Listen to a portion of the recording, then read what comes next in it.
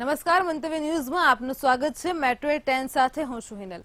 ગાંધીનગરમાં મુખ્યમંત્રી ભૂપેન્દ્ર પટેલના હસ્તે ઝવેરચંદ મેઘાણી ભવનનું લોકાર્પણ કરવામાં આવ્યું હતું, જેમાં પ્રવાસન મંત્રી મુળુભાઈ બેરા અને મેયર હિતેશ મકવાણા ઉપસ્થિત રહ્યા હતા। મુખ્યમંત્રીએ ઉદ્બોધન કરતા જણાવ્યું છે કે આજે યુવાનોમાં સાહિત્ય પ્રત્યેનો રસ ઓછો થતો જાય છે, પરંતુ આપણે વિકાસની સાથે વિરાસત અને સંસ્કૃતિ જાળવવા માટે પણ સતત પ્રયત્ન કરતા રહેવું પડશે।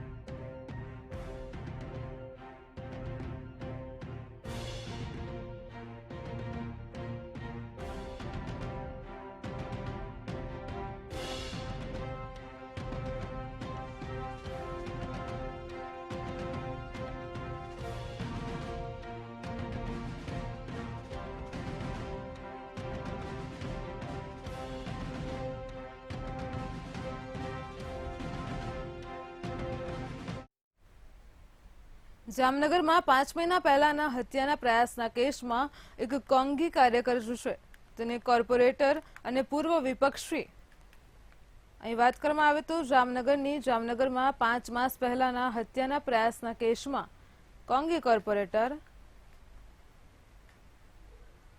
અહીં ચૂંટણી બાબતે બંને વચ્ચે તકરાર ચાલી રહી હતી, ત્યારે પોલીસે અસલમ ખિલજીની અટકાયત કરી છે। તો જામનગરમાં હત્યાના પ્રયાસમાં પૂર્વ વિપક્ષી નેતાઓની અટકાયત કરવામાં આવી છે। 5 માસ પહેલા જ અહીં હત્યાનો પ્રયાસ કરવામાં આવ્યો હતો। અબુ સુફિયાન નામના યુવાની હત્યાનો પ્રયાસ કરવામાં આવ્યો હતો।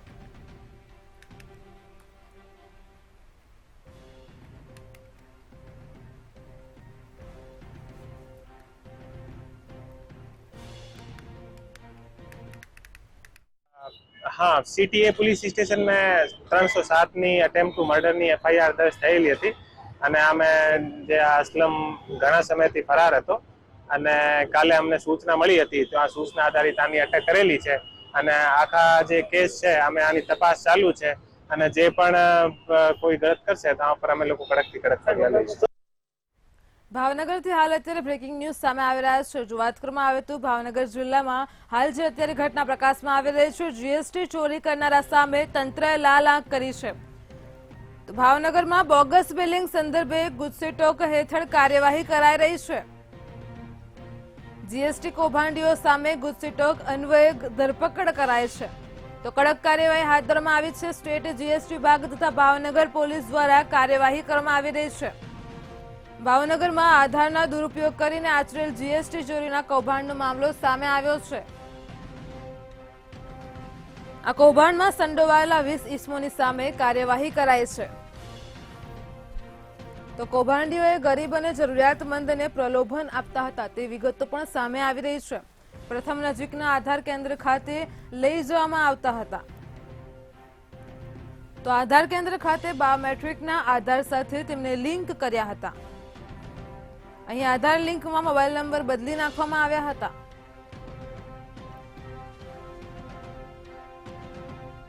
તો ભાવનગરમાં આધાર કાર્ડનો ઉપયોગ કરીને પાન અને જીએસટી નંબરથી કૌભાંડ કર્યું હતું।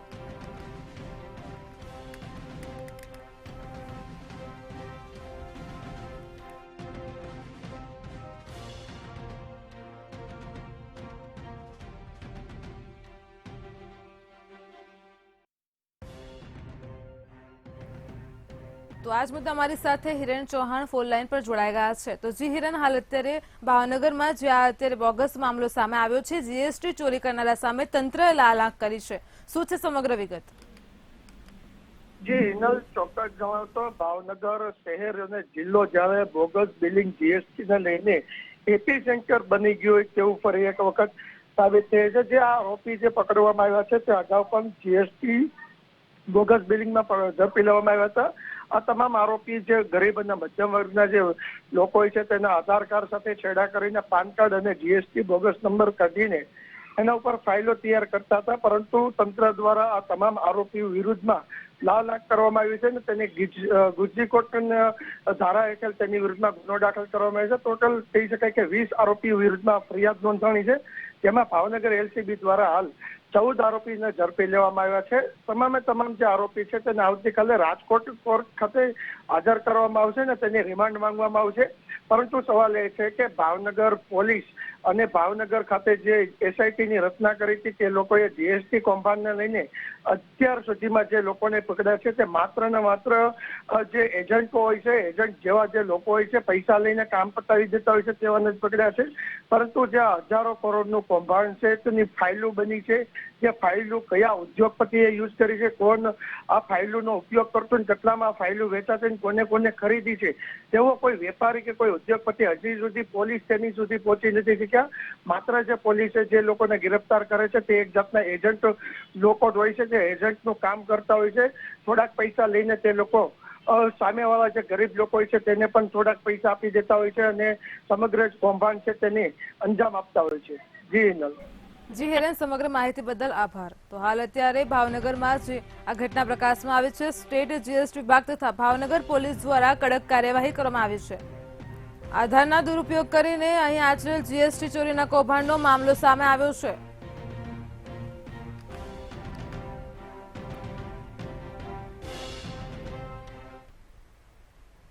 ઉનાળાની શરૂઆત થતાં જ રાજકોટવાસીઓને પાણી પૂરું પડતા ડેમોના તળિયા દેખાવા લાગ્યા છે. તો સૌરાષ્ટ્રના 141 ડેમમાંથી 9 ડેમોમાં પાણી તળિયે પહોંચ્યા છે અને 5 ડેમોમાં પાણી માત્ર 1% છે. બીજી બાજુ 20 જેટલા ડેમો 90% ખાલી થયા છે અને 10% જેટલો પાણીનો જથ્થો બચ્યો છે. જોકે સરકાર દ્વારા સૌની યોજના મારફત પાણી પૂરું પાડવાનું આયોજન કરવામાં આવ્યું છે. 20 જેટલા જળાશયો ખાલી થવાને મામલે કોંગ્રેસે પ્રતિક્રિયા આપતા કહ્યું છે કે પાણીના નામે ભાજપ સરકાર નિષ્ફળ ગઈ છે. સરકારે લોકોના પાણીના પ્રશ્નો માટે વ્યવસ્થા કરવી જોઈએ, નહીતર કોંગ્રેસ આંદોલન કરશે.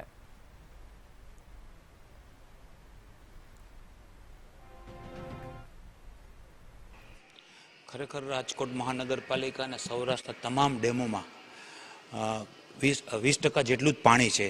આ લોકો પાસે, ભાજપના શાસકો પાસે કોઈ આયોજન પણ નથી અને માનનીય વડાપ્રધાનશ્રીએ મોટી જ વાતો કરી હતી કે નર્મદાના ડેમથી બધા ડેમો બધા ભરી દેશું, પણ હજી તો ઉનાળાની શરૂઆત છે, હજી તો ફેબ્રુઆરી મહિનો પૂરો પણ નથી થયો, ત્યાં પાણીનો દેકારો બોલ્યો છે. ખરેખર આ ભાજપના શાસકો નિષ્ફળ ગયા છે. ખરેખર રાજકોટ અને સૌરાષ્ટ્રમાં નવા ડેમ બનાવવા જોઈએ, એનું ખરેખર આયોજન હોવું જોઈએ. અમદાવાદના સરદાર વલ્લભભાઈ પટેલ આંતરરાષ્ટ્રીય એરપોર્ટ ઓથોરિટી દ્વારા હાલ અત્યારે એરપોર્ટના જ પાર્કિંગમાં પ્રીપેડ મીટર ટેક્સી સર્વિસ શરૂ કરાતા મુસાફરોને ગુજરાતના કોઈપણ ખૂણે મીટર ટેક્સી સર્વિસ મળી રહેશે અને જેનું મિનિમમ ભાડું 37 રૂપિયા તેમજ પ્રતિ કિલોમીટરે 25 રૂપિયા ચાર્જ નિર્ધારિત કરાયો છે. આ ટેક્સીની ખાસિયત એ છે કે દરેક ડ્રાઈવરની સંપૂર્ણ વિગતો એરપોર્ટ ઓથોરિટીએ પોતાની પાસે રાખી છે અને જેને લીધે મુસાફરો પ્લેનમાંથી ઉતર્યા બાદ સલામતીપૂર્વક પોતાના સ્થાને પહોંચી શકશે. એટલું જ નહીં, મુસાફરોની મુસાફરી પૂર્ણ થતાં જ આ મીટરમાંથી પાવતી નીકળશે. આ પાવતીમાં હેલ્પલાઇન નંબર, ડ્રાઈવરની વિગત, ટેક્સી નંબર સહિતની બધી જ વિગતોનો સમાવેશ થાય છે.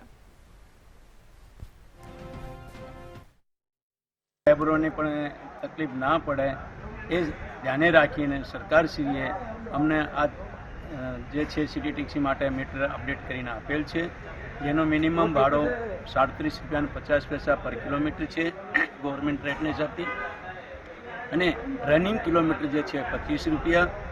હવે આપણે કોઈ પણ પેસેન્જર એ સેફ રહી શકે, સરકારી રેટથી જઈ શકે, એને મીટર માંથી બિલ મળી શકે, એટલે કેટલા કિલોમીટર ચાલ્યો, કેટલા કલાક, કેટલી મિનિટ એ ટોટલ મીટરમાં છે.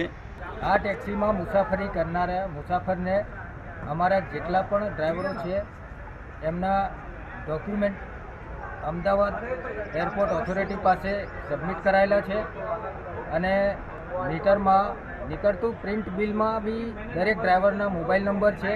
જેમ કે કોઈનો સામાન રહી જતો હોય તો બિલ જો પેસેન્જર પાસે મુસાફર પાસે હશે તો તો એમાં ડ્રાઈવરનો કોન્ટેક્ટ નંબર હોય છે, એમનો સામાન પણ મળી રહે અને દરેક રીતે સલામત અને સુરક્ષિત સવારી કરી શકે તે માટે સિટી ટેક્સી એક યોગ્ય સેવા છે.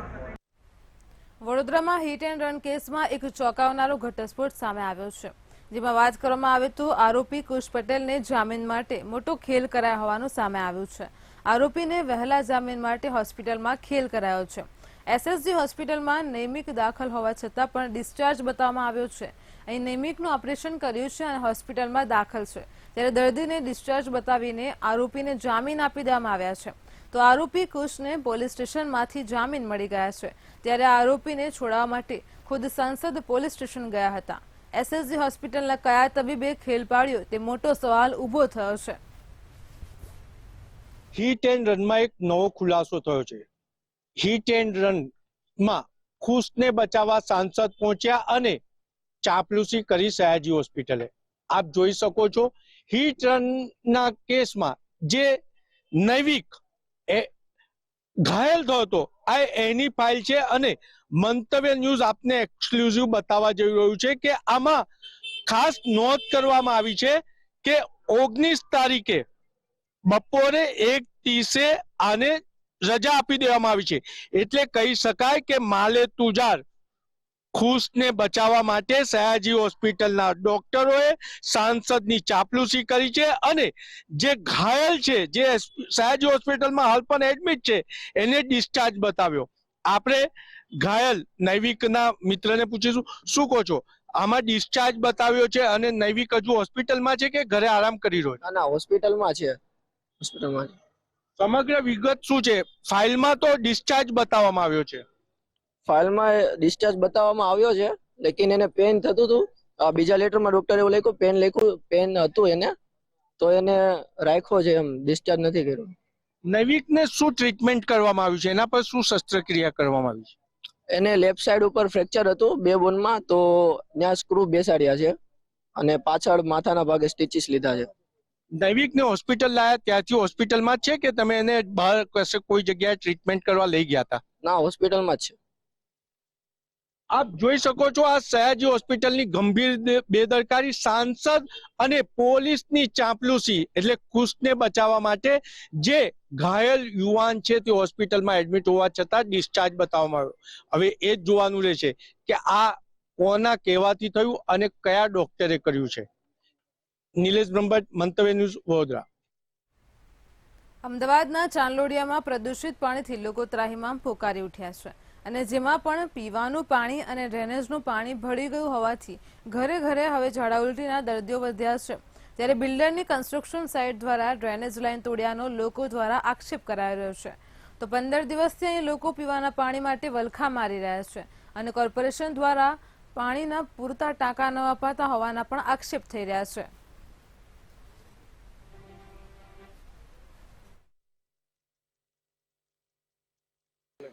અમદાવાદ શહેરની અંદર પાણીજન્ય રોગચાળો તેમજ મચ્છરજન્ય રોગચાળો દિવસે ને દિવસે વધી રહ્યો છે અને આવા જ પાણીજન્ય રોગચાળા પાછળનું કારણ પણ ઘણું બધું હોય છે. તે પૈકી દેવ સિટી બંગલોઝ જે આવેલો છે ત્યાંના રહીશો છેલ્લા 14 થી 15 દિવસથી પાણી માટે વલખા મારી રહ્યા છે અને મુખ્ય કારણ એ છે કે કન્સ્ટ્રક્શન સાઇટના જે બિલ્ડરો છે તેના દ્વારા જે લાઈન તોડી નાખવામાં આવે છે તેની સમસ્યા સર્જાઈ રહી છે. અચ્છા બેન, એ જણાવશો કેટલા સમયથી અને શું સમસ્યા છે? સમસ્યા એ છે કે સોસાયટીની અંદર 102 બંગલા છે, રાઈટ? સૌથી 120 બંગલા છે. સૌથી પહેલા તો નર્મદાના પાણીની અંદર ગટરનું પાણી જોઈન્ટ થઈ ગયું, અમને કોઈ જાણ કરવામાં આવી નહોતી. એઝ યુઝ્યુઅલ અમે અમારા ટાંકીની અંદર એ પાણી ભર્યું, અમને ખબર નહોતી. થયું એવું કે અમે નાવા બેઠા, પીવા માટેનું ચાલુ કર્યું ને એની અંદર ગટરના પાણી જેવી ગંદી વાસ આવવા માંડી. ત્યારે ખબર પડી કે ગટરનું ગંદુ પાણી આની અંદર જોઈન્ટ થઈ ગયું છે. કેટલી સમસ્યા થાય છે? સવારમાં પાણી ના મળે તો સાંજે પાણી ના મળે તો? પાણી પૂરતું મળતું જ નથી. 120 મકાનમાં 5 મિનિટ 10 મિનિટ પાણી આવે તો ક્યાંથી ચાલે? પાણીનો બિલકુલ પાણીનો ગ્રોથ જ નથી. અમે માંગ્યું છે, પાણી એ નથી આપતા કે નથી અમારી આ અમારો કોઈ પ્રોબ્લેમ આવતો નથી કે અમારે આ અમારું કનેક્શન કાપી નાખ્યું છે. પીવાનું પાણી અમે ક્યાંથી લાવીએ? બધા ઘેર ઘેર બાટલા મંગાવે. બધા એક તો દવાખાનાના ખર્ચા છે, છોકરાઓ વડીલો બધા હેરાન થાય છે પાણી માટે થઈને. અચ્છા, તો તમે રજૂઆત પણ કરી છે, તો રજૂઆત સામે શું પગલાં લીધા અને શું કેટલી ટેન્કર મોકલ્યા છે? ડેપ્યુટી કમિશનર જોડે અમે ગયા હતા અને અમે એમને કહ્યું કે ભાઈ આજે ડ્રેનેજ લાઈન તોડી નાખેલી છે અને તેથી તમે અમારે પાણીનું કનેક્શન કાપી નાખ્યું છે. તમે પોતે એક્સેપ્ટ કરો છો કે ગંદુ પાણી ના આવે એટલા માટે અમે તમારી લાઈન કાપી નાખી છે. તદુપરાંત મેં એમને રિક્વેસ્ટ કરી કે જો ભાઈ તમે લાઈન કાપતા હોય, લાઈન કાપી નાખી છે તો તમે અમને પાણીનો સોર્સ આપો. તો મારા તરફથી ડિમાન્ડ એ હતી કે પર ડે 10 થી 12 ટેન્કર પાણી આપે. એમને કમિટમેન્ટ એવું કર્યું કે 2 ટેન્કર આવશે. અચ્છા, શું પગલાં લીધા એવું તમને લાગે? ત્યાં દ્રશ્યો દેખાડે છે કે હાર્વેસ્ટિંગ એ પણ કોર્પોરેશન જ મૂકેલું છે. કોઈ પગલાં લીધા એવું લાગે છે તમને ત્યાં? અમે એના માટે અમને રજૂઆત કરી છે. અમે લેખિતમાં જ રજૂઆત કરી છે કે તમે આ જે પણ કંઈ પરિબળ છે જેના લીધે આ વસ્તુ આ સર્જાઈ છે, આ વસ્તુ આ સમસ્યા સર્જાઈ છે, એ જે પણ કંઈ પરિબળ છે એના અગેન્સ્ટમાં તમે શું પગલાં લીધા છે એ અમે રાઇટિંગમાં માંગ્યું છે. એ ત્યાં અમને કમિશનરની ઓફિસમાંથી એવું જાણવા મળ્યું છે કે અમે બિલ્ડરને આ પેનલ્ટી લગાવીશું, પેલી લગાવીશું, પણ એના માટેના કોઈ આમ ઠોસ પુરાવા જે કહેવાય એ હજી સુધી અમને મળ્યા નથી. કોર્પોરેશન કોઈ એક્શન નથી લેતું, પાણી નથી આપતું, ના આ હજી પણ એ બિલ્ડરનું કામ ચાલુ જ છે. હજી હાલમાં પણ એ બિલ્ડરનું કામ હજી ચાલી રહ્યું છે. આ વસ્તુ છે. અને ઘરે ઘરે છોકરાઓ બીમાર છે, વૃદ્ધો બીમાર છે અને 2-3 જણા તો હજી પણ એડમિટ છે. આ વસ્તુ છે. પ્રાથમિક સુવિધા જે આપવાની હોય છે, પ્રાથમિક સુવિધા સાથે સાથે જે પ્રમાણે ગટરનું કનેક્શન છે તે તોડી નાખવામાં હોય તેની સામે કોઈ કડક પગલાં લેવામાં નથી આવ્યા. પરંતુ સૌથી મહત્વની વાત એ કે લોકોની જરૂરિયાત જે છે તે પાણી છે ને પાણી સમયસર મળે તેવી લોકોની માંગ પણ છે. કેમેરામેન સંજય મકવાણા સાથે મેહુલ દુધરેજિયા, મંતવ્ય ન્યૂઝ, અમદાવાદ. સુરતના વેસુ વિસ્તારમાં મોડલિંગમાં કામ કરતી તાનિયાએ ગળે ફાંસો ખાઈને આપઘાત કરી લીધો હતો. આપઘાત બાદ પોલીસે સમગ્ર મામલે તપાસ શરૂ કરી છે. તપાસ કરતા તાનિયાની કોલ ડિટેલ્સ તપાસતા આઈપીએલ પ્લેયર અભિષેક સાથે વધુ વાતચીત થઈ હતી. ત્યારે મામલે અભિષેકની પૂછપરછ માટે વેસુ પોલીસે બોલાવવામાં આવ્યો હતો. આપઘાત પાછળનું કારણ પ્રેમ પ્રકરણ હોવાની શંકા સેવાઈ રહી છે.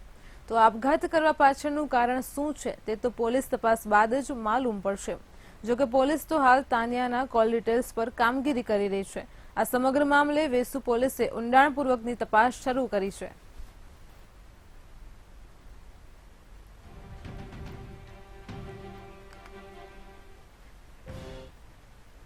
ભાવનગરના કુંઢેલી ગામે અકસ્માતની ઘટના બની હતી, જેમાં બોલેરો વાહને વ્યક્તિને અડફેટે લેતા વ્યક્તિનું ઘટના સ્થળે જ કમકમાટી ભર્યું મોત નીપજ્યું હતું. મૃતદેહને તળાજા સરકારી હોસ્પિટલ ખાતે ખસેડવામાં આવ્યો હતો. આ ઘટનાની જાણ પોલીસને થતા પોલીસ કાફલો પણ ઘટના સ્થળે દોડી આવ્યો હતો. આ સમગ્ર મામલે પોલીસ દ્વારા બોલેરો ચાલકની અટકાયત કરવામાં આવી છે.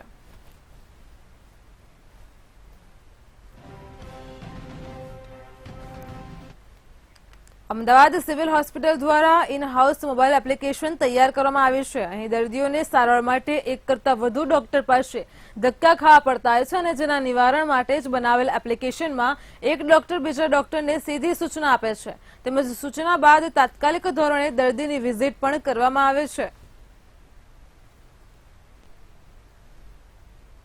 કે જ્યારે રેફરન્સ ડૉક્ટર દ્વારા લખવામાં આવે છે પછી એનો ફોટો લઈ અને એ વેબ પોર્ટલ પર અપલોડ કરે એટલે કોરસ્પોન્ડિંગ યુનિટના ડૉક્ટર્સના જેટલા બી નંબર એની અંદર છે એના ઉપર એ રેફરન્સ અપલોડ થઈ જાય અને એ જ્યારે એ પેશન્ટ જોઈ લે અને ફરી એ ફોટો અપલોડ કરે એટલે સામે રેફરન્સ જોવાઈ ગયું હોય એટલે કે નલિફાઈ થઈ જાય.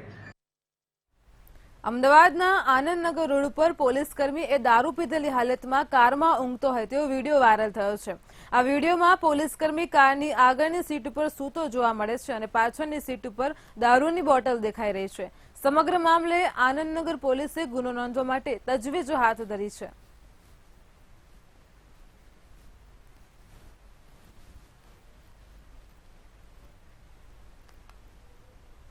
અમદાવાદના એસજી હાઈવે ઉપર ટ્રક અને બાઇક ચાલક વચ્ચે અકસ્માતની ઘટના સામે આવી છે. તો અમદાવાદમાં ફરી એકવાર અકસ્માતની ઘટના પ્રકાશમાં આવી છે. અકસ્માતમાં બાઇક પર સવાર એક યુવકનું મોત અને અન્ય યુવકને ગંભીર ઈજા પહોંચી હતી. તો ઈજાગ્રસ્તને સારવાર અર્થે સોલા સિવિલ હોસ્પિટલમાં ખસેડાયો છે. સમગ્ર ઘટના નજીકના સીસીટીવી કેમેરામાં કેદ થઈ છે. તેમજ સમગ્ર ઘટનાને લઈને પોલીસ દ્વારા તપાસ પણ હાથ ધરવામાં આવી છે.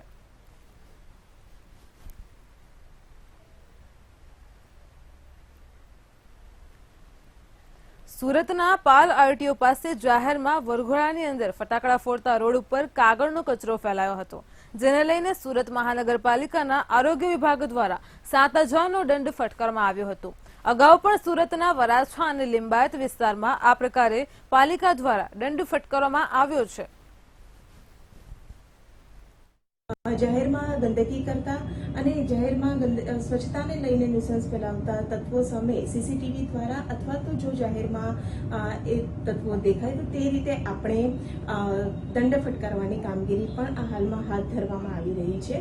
ICCC દ્વારા સીસીટીવી કેમેરા દ્વારા તો મોનિટરિંગ થઈ જ રહ્યું છે, પણ તે છતાં શહેરના આરોગ્ય વિભાગની ટીમ દ્વારા પણ જો જાહેરમાં કોઈ ગંદકી ફેલાવતા જણાય તો તેમને દંડ કરવામાં આવી રહ્યો છે.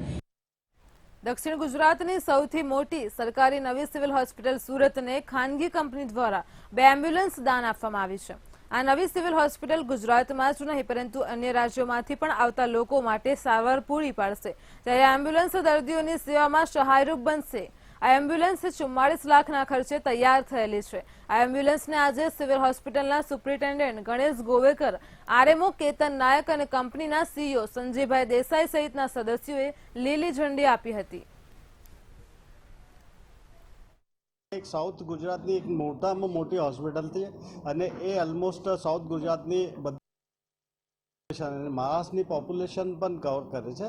આ હોસ્પિટલને L&T દ્વારા 2 એમ્બ્યુલન્સ આપવામાં આવેલી છે, જેની કોસ્ટ 44 લાખ જેટલી છે. આ BLS એમ્બ્યુલન્સ છે. આ એમ્બ્યુલન્સ ગરીબ દર્દીઓ માટે લાવવા લઈ જવા માટે બહુ મદદરૂપ રહેશે. જે રિમોટ લોકેશન પર જે પણ દર્દીઓ છે એના માટે લાવવાના અને લઈ જવા માટે આ એમ્બ્યુલન્સ મદદરૂપ રહેશે. ગુજરાતમાં છેલ્લા કેટલાક દિવસોથી લઘુત્તમ તાપમાનનું પ્રમાણ વધવાથી ગરમીનો અનુભવ થઈ રહ્યો છે અને ત્યારે અમદાવાદ ખાતે આવેલ રાજ્ય હવામાન વિભાગના મુખ્ય મોસમ વૈજ્ઞાનિક રામેશ્વર યાદવ દ્વારા આવનાર 2-3 દિવસો બાદ લઘુત્તમ તાપમાનમાં 2 થી 3 ડિગ્રી જેટલો ઘટાડો થવાની સંભાવના વ્યક્ત કરવામાં આવી છે. आने वाले 5 दिनों के लिए जो फोरकास्ट दिया गया है पूरे गुजरात स्टेट के लिए वो ड्राई वेदर प्रिवेल करेगा. और मिनिमम टेम्परेचर की बात करेंगे तो जो मिनिमम टेम्परेचर दिया गया है आने वाले दिनों के लिए, तो आने वाले 2 दिन के लिए नो लार्ज चेंज में रखा गया है और उसके बाद 2 से 3 डिग्री सेल्सियस का मिनिमम टेम्परेचर का फॉल का पूर्वानुमान दिया गया है. વડાપ્રધાન નરેન્દ્ર મોદી આગામી તારીખ 24 અને 25ના રોજ હાલરની મુલાકાતે આવી રહ્યા છે. ત્યારે આ મુલાકાત દરમિયાન વડાપ્રધાન જામનગરમાં રોકાણ કરશે. વડાપ્રધાનના કાર્યક્રમને લઈને તંત્ર દ્વારા તડામાર તૈયારીઓ કરવામાં આવી રહી છે. વડાપ્રધાન અને મુખ્યમંત્રીના આગમન અગાઉ જામનગરમાં રેન્જ આઈજી અશોક કુમાર યાદવજીનું આગમન થયું હતું. આ દરમિયાન તેઓએ એસપી, ડીવાયએસપી સહિતના અધિકારીઓ સાથે મીટિંગ યોજી હતી. તેમજ રૂટનું પગપાળા નિરીક્ષણ કરી અને અધિકારીઓને જરૂરી સૂચનાઓ પણ આપવામાં આવી હતી. માનનીય વડાપ્રધાન શ્રીનો જે જામનગરના વિઝિટ છે, આ વિઝિટ માટે આજ રેન્જ આઈજી સાહેબ શ્રીની અધ્યક્ષતામાં આજ જે આખો રૂટ છે, આખા રૂટનો અમે લોકો પેદલ ચાલી અને સર્વે કર્યો છે અને માનનીય રેન્જ આઈજી તરફથી ઘણી બધી અમે લોકોને જે સૂચના મળી છે, આ સૂચના આધારિત અમે લોકો આગળ વધીએ અને જે આપણે અહીંયા રાત્રિ રોકાણનો પ્રોગ્રામ છે, આ પ્રોગ્રામ માટે આખી જે પોલીસ અલગ અલગ વસ્તુ કરી રહી છે. માનનીય વડાપ્રધાન શ્રીનો રાત્રિ રોકાણનો કાર્યક્રમ અહીંયા છે અને બીજા જે પણ કોઈ નવા કાર્યક્રમ એડ થશે આના સંદર્ભિત અમે લોકો આજ આખી જે LCB, SOG અને માનનીય રેન્જ આઈજી સાહેબ શ્રી સાથે આખા રૂટનો અમે લોકો વિઝિટ કર્યો છે અને રૂટ પર જે પ્રોબ્લેમ છે યા જે બીજી બધી વસ્તુ છે આનો આખો અમે લોકો એનાલિસિસ કરી અને આગળના જે 2-3 દિવસ છે અમે બધી વસ્તુને ઉપર કામગીરી કરીશું. અમદાવાદ કોંગ્રેસના માળખામાં ફેરફાર કરવામાં આવ્યા છે. ત્યારે કોંગ્રેસ લોકસભાની ચૂંટણી પહેલા જીત માટે કમર કસી રહી છે અને જેના ભાગરૂપે કોંગ્રેસ પ્રમુખ હિંમતસિંહ પટેલે આ ફેરફાર કર્યો છે. 16 વિધાનસભામાં પ્રમુખો અને હોદ્દેદારોની ખાલી પડેલી જગ્યા ભરવામાં આવશે. તો આ માટે એક કમિટી બનાવવામાં આવશે અને જે પાર્ટી માટે કામ કરતા હશે તેવા લોકોને જ પહેલી પ્રાથમિકતા આપવામાં આવશે. કોંગ્રેસ પ્રમુખે વધુમાં જણાવ્યું છે કે મોટા વોર્ડમાં એક જવાબદારી એ લોકોને પણ સોંપાઈ શકે છે અને આંતરિક વિખવાદના બદલે એક સાથે મળીને કોંગ્રેસને જીત તરફ લઈ જવામાં આવશે.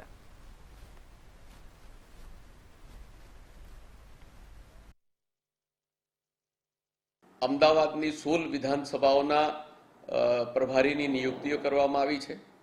16 અમારા વિધાનસભાના સિનિયર પ્રભારીઓ છે, સંગઠનની અંદર વર્ષોથી જેમને કામગીરી કરી છે, અનુભવો છે એમને કામગીરી પણ શરૂઆત કરી દેવામાં આવી છે. એ બધાના અભિપ્રાયો લઈને આજે અમદાવાદ શહેર કોંગ્રેસ સમિતિનું જે માળખું છે એ માળખાનું વિસર્જન કરવામાં આવે છે. એટલે નવા માળખાની ચર્ચા વિચારણા કરીને અમારા વિધાનસભાના જે પણ પ્રભારીઓ છે એ વોર્ડ વાઇઝ, વિધાનસભા વાઇઝ આગેવાનોને મળશે અને ત્યાંથી જે નામો બધા વોર્ડ પ્રમુખોના નામ આવશે, શહેર સમિતિના હોદ્દેદારોનું નામ આવશે. મેટ્રો 10 માં હાલ આટલું જ. વધુ સમાચારો માટે જોડાયેલા રહો મંતવ્ય ન્યૂઝ સાથે. નમસ્કાર.